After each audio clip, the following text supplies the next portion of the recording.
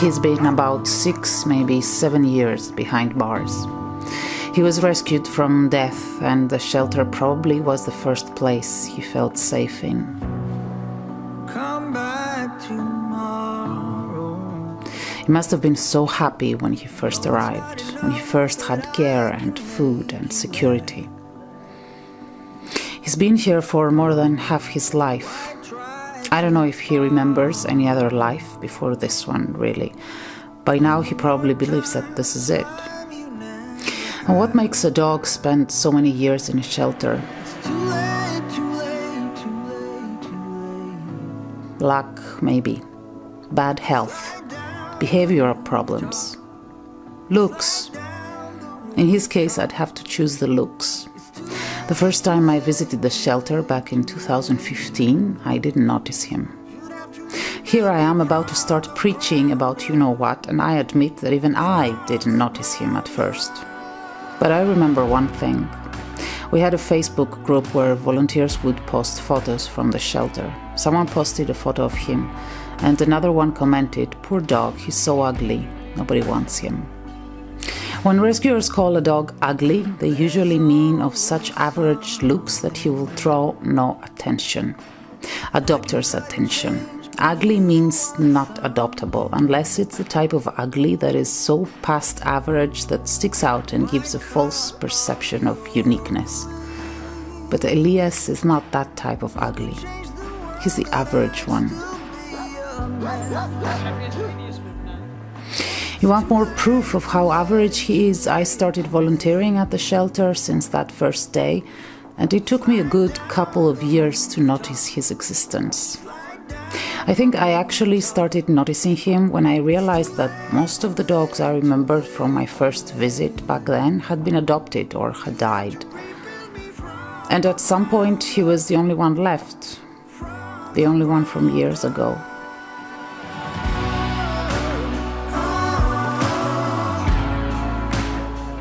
He must think by now that life is things happening for everyone else around but him. I try to spend time with him whenever I'm there, and I'll be honest, it's pleasant until it isn't, for both of us. You see, after spending years in a cage, you're so hungry for everything, you're excited at the smallest thing. You can't have enough of anything. You jump here and there and run and crawl on the grass and cuddle with violence and clumsiness and want to be at a million places at the same time, to the point where you give everyone else a headache. Yeah.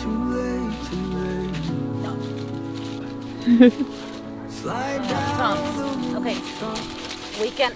No walk outside is enough for him. No quality time is enough. Nothing. It's like trying to quench years of thirst with a drop of dirty water. Once, as I was walking him, he broke loose and ran off to the property, and I lost him for 5 minutes. Oh, let him enjoy the freedom, I thought, and before I finished my sentence, there he was, running back to his cage. His little hole, his safety jail. That was so sad.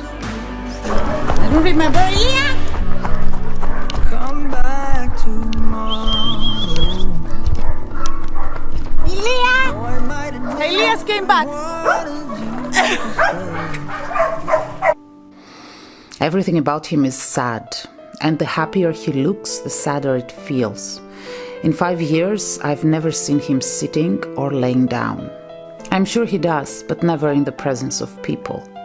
He's so needy that when you're around, he jumps up and does everything in his power to have you notice him, to do something with him, anything, just anything. And he's not a young dog. Elias is middle-aged, maybe past that, but he has the energy of a puppy when he asks for attention. I'm guessing he feels invisible. That's why he's trying so hard to be seen.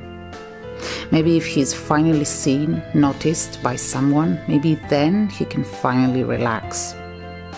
Maybe then he can stop trying. So there you go, that's my loose end, this dog. Of the many dogs in shelters, and I know a lot of dogs in shelters, he's the one that I believe struggles the most. And the worst thing is that I'm not convinced this video will help either, which almost makes me want to be angry in advance to whoever watches it. I'm sorry. I'm sorry that Elias doesn't have a clickbaity background story. I'm sorry that he's ugly. I'm sorry that he doesn't have a skill of some sort or a vice that makes him special or funny. I'm sorry that his fur is not the softest one and his ears are not the longest ones. I'm sorry that the spots on his fur are not of a crazy, Instagrammable pattern, and I'm sorry that he didn't stand still for more than a few seconds in this video, looking sad behind bars and begging, "Adopt me," with his eyes. Sometimes at nights I imagine him at the shelter, sleeping. I put myself in the kennel and stroke him while he dreams. Then the kennel becomes a living room and he's sleeping in a warm bed and he's so quiet and relaxed, without a care in the world.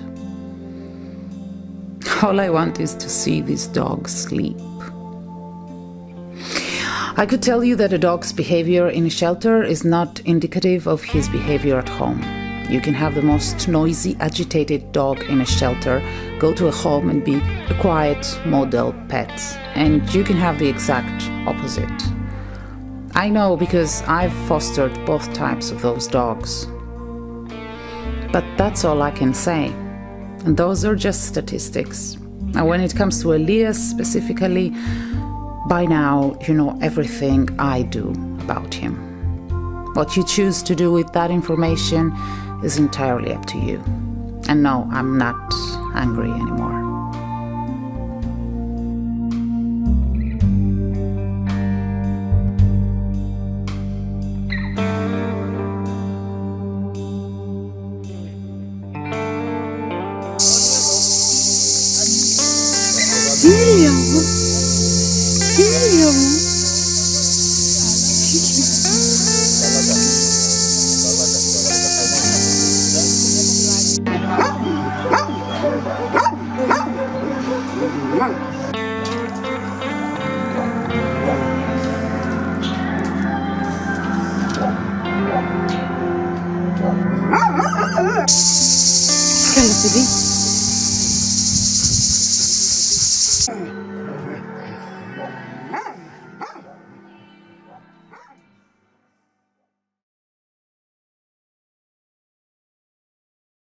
Hello, I am Valia. If you like the videos, please subscribe, and if you can, join me on Patreon and help create more compassionate people. Para la versión del canal en castellano, busquen el enlace abajo.